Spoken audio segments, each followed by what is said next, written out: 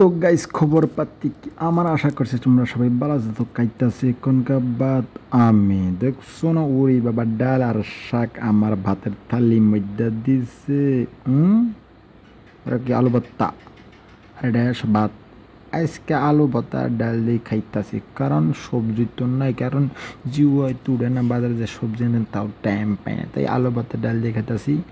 আর তোমরা কি দেখাইতেছো আর আমার কমেন্ট করে জানাই বুঝছো গাইস আর এটা হচ্ছে আমার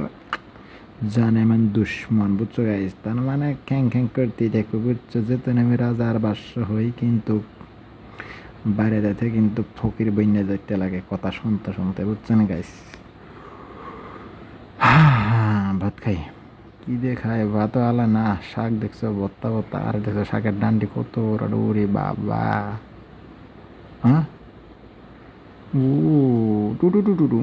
এই বড় বড় নলা মারতা দি বুঝছো গাইস কিরম লাগছে ললাটা খাইয়ে দেখা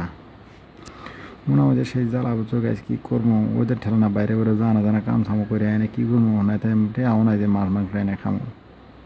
বলে দেয় খাই উপায় নাই। বাই বাই গাইস কুকু কুকু।